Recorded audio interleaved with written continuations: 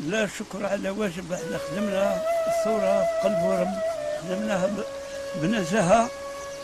لليوم الغدوة كنت تكون ثورة هكا شيء استعمار آخر، راني مستعد للجزائر. وتحيا الجزائر، وتحيا مرتين ماشي. تخت وراني نعود بارحة بيك. هذا الرئيس عبد العزيز بوتفليقة. نعود بارحة بيك ونقول مصر راني حداك نعاود بك وصار لي. بعد نقطة الغريب اللي فرنسا كانت مقررة تبومبردي سوريا، حقيقة ماهوش يعني كلام، كانت فرنسا كانت مقررة بومبردي. في الوقت راني في الحرية ورانا فيها في الاستقلال والحرية ذبحتوني ديروا عرف طرف ولي لكم عنب ولا كرتوس، خاطرش نميت على وطني. بسم الله الرحمن الرحيم. قال الله تعالى في كتابه العزيز: ذكر فإن الذكرى تنفع المؤمنين. فعلا يمر العمر وتبقى الذاكرة تحتفظ بالكثير. والآن وأنا في سن والدي لأكتب أو لنحكي ما أملته علينا السنون، لنتذكر من سقوا الأرض بدم كان خير سفير، كان عربونا للوفاء. هي قصة كفاح سافرت مع الأجيال بالواقع والتقرير، لنتذكر أبطال قادوا الثورة وعلى النصر والاستشهاد كانوا قادرين. ساقية دماء تصب في نهر الفيضان، قريتي كلمات جريحة تزلزل الأرض. معنا المناضل مرزوقي مبروك المدعو عمر، الذي عاش الحدث وتعرض للاعتقال في اليوم الثاني من تنفيذ العملية، ليعطينا تفاصيل أكثر. وشكرا. بسم الله والصلاة والسلام على رسول الله. نحكو كما يخص الموت تاع القبطان.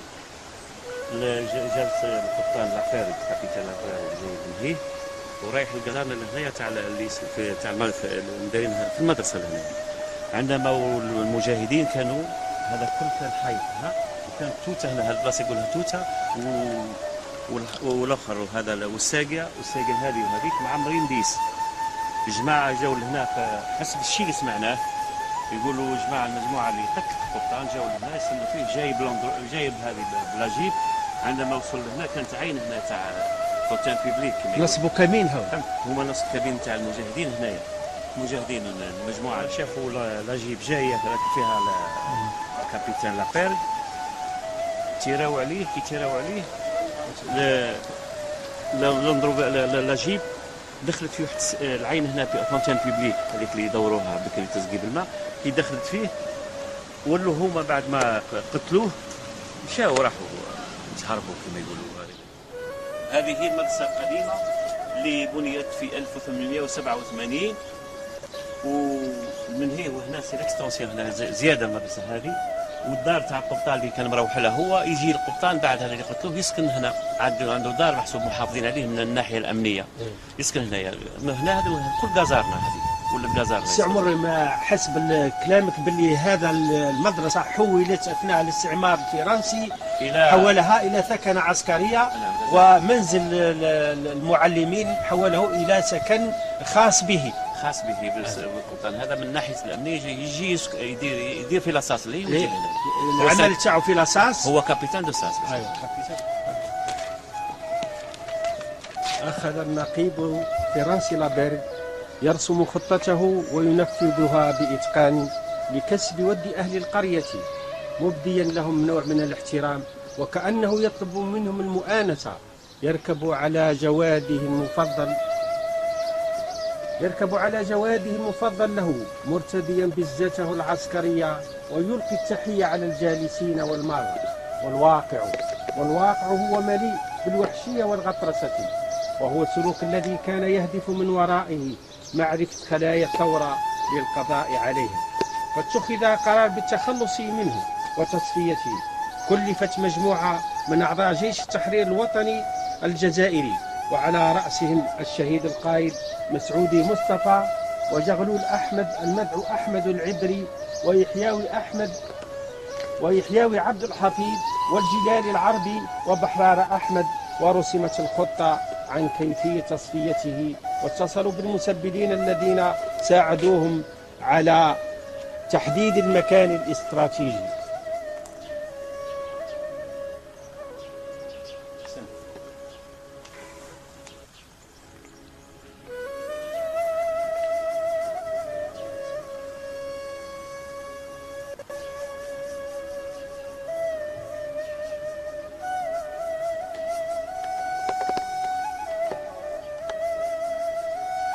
بني هذا المنزل سنة 1887 لإيواء المعلمين.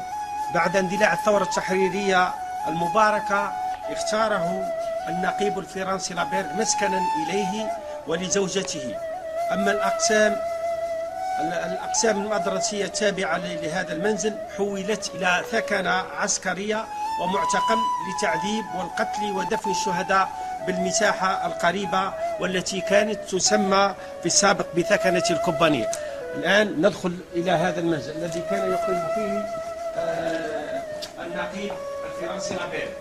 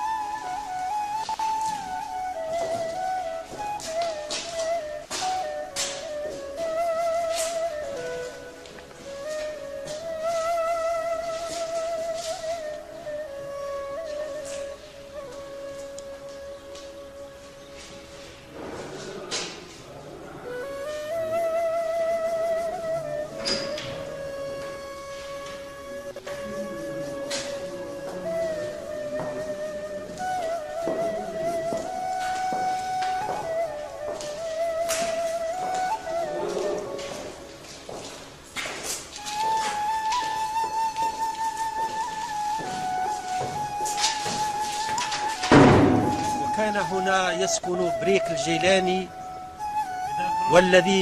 والذي بعد قتل النقيب الفرنسي جاءوا وانتقموا منه ووضعوه في مكان قتل النقيب الخطير كانتقام. الباب هذا تاع المدرسة بعض من الإخوان محبوسين كي جاوا نتلاقينا بعد الكولفي قالوا لنا بلي لقينا واحد السيد راسه مشوه قدام الباب المدرسة لهنا. مقتول راسه مشوه مفلق الباب. وزيادة على المكان اللي مات فيه القبطان اللي قتلوه، اللي هنا كانت دار تاع بالميهوب يقولوا، دار كبيرة اللي هنايا ما شاء الله، وهذا الكل كانوا حيوط.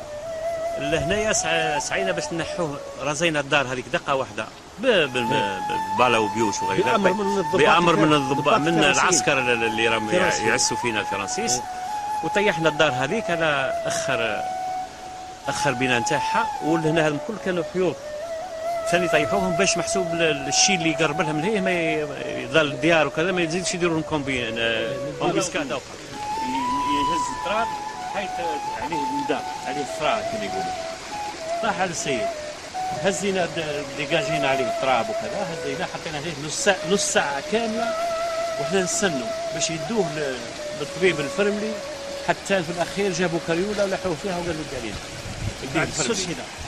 بعد ما استشهد مات في الطريق ولا في وصل مات. سعيد اللي تكلمت عليه اللي طاح عليه الحيط يقولوا له السي صالح ولد سي محمد الدراجي.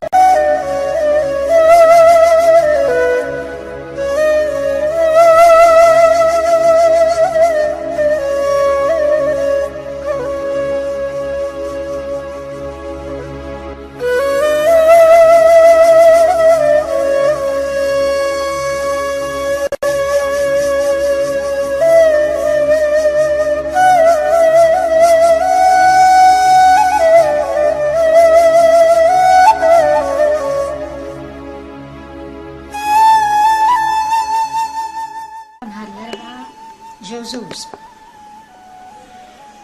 الجنان تم في الدار، زوج واحد لابس فرنوس واحد لابس كسكسي ازرق، يمشي يقول لك ايوا ازرب الباب، قال ازرب الباب بنتلقوا جا الوقت نتاع اللي يعقوا فيه. يعقب الوقت يعقب فيه. قول له هك زوج طشارة من والباب من داخل الحصار، باب مسكر داخلين جا يفتح وراه، يقول لك مارا تاع السكر طاقة مدير فيها. جاو تا ورا الباب هو جا محضر غطان مدو المشرب تاع المكحلة طاقة هكا نديرو طاقة لا السكر هكا باب كبير مسكر، هما جاو وراه في الجنان اللي حاطة فيه أنا حدايا في الدار تم العين عادلين، واحد لابس كاسوسي وواحد لابس برنوس. يقولوا هك ازرق وصلوا. انت كنتي تشاهدي فيه، انت كنتي تتفرجي فيه؟ شوف فين كاملين عندي. وزوجك كان حاضر ولا لا؟ زوجي مش حاضر، كان شاف ما قاليش.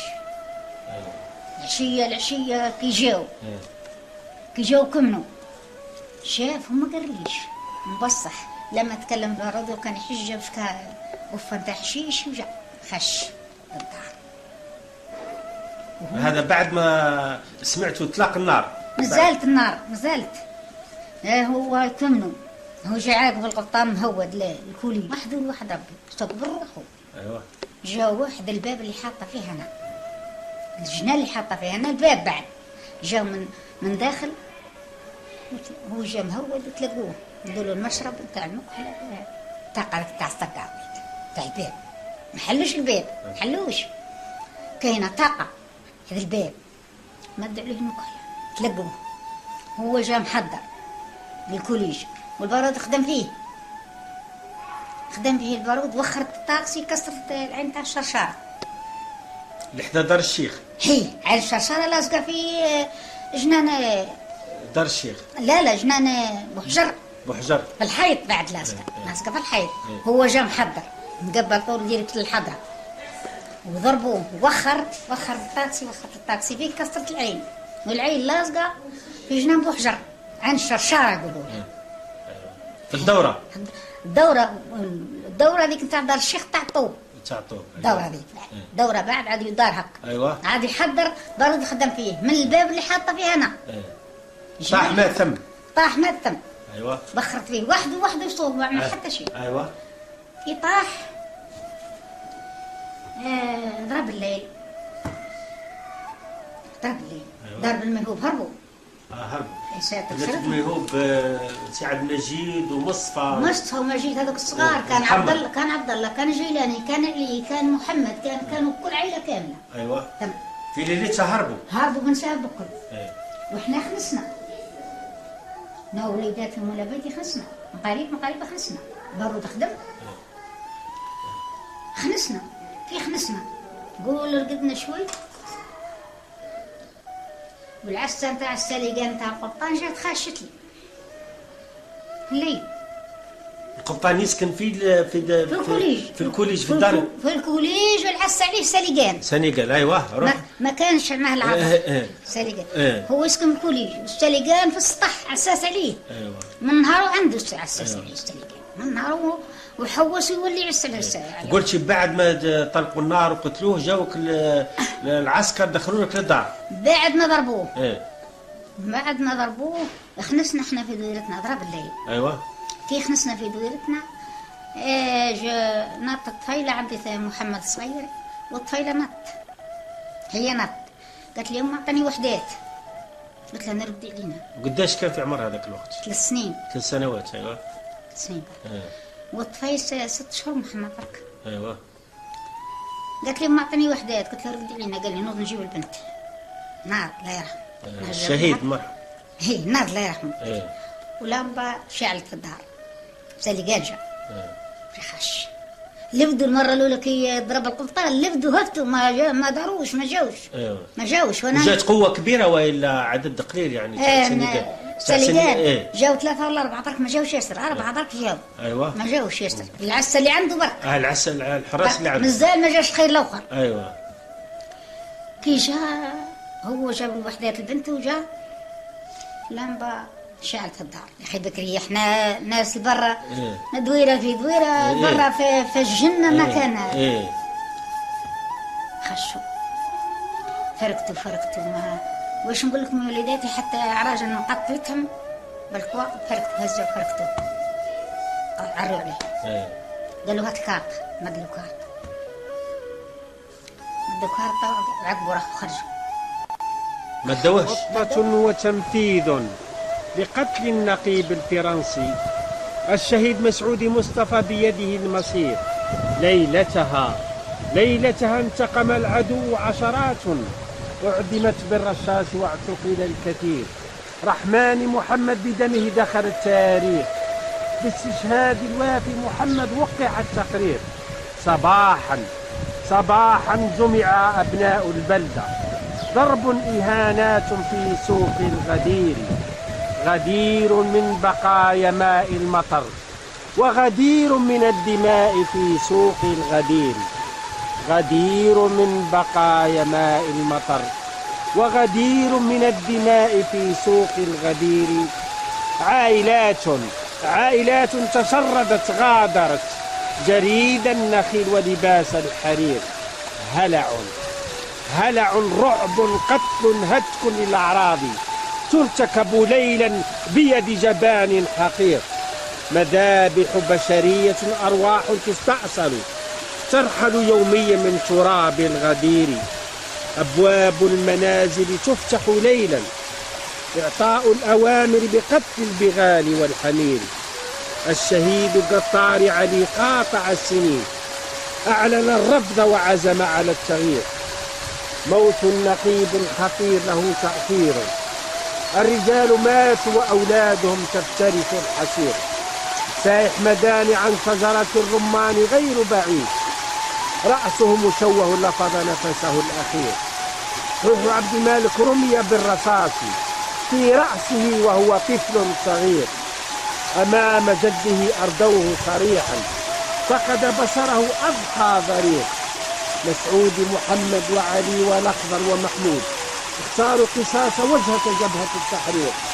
أحمد بن نعاس سفك بوادي البلاد، بعد وفاته وضع بالغدير. بريك الجيلاني أعدموه ووضعوه مكان قتل النقيب الخطير. إنه إرهاب حقيقي من قبل الاستعمار. حاسب ثوار لا ينصر، حاسب ثوار على هواتني يا ريان اطلع مار. رام عقب منا يا رام عقب منا، يا ابيهم العبر يا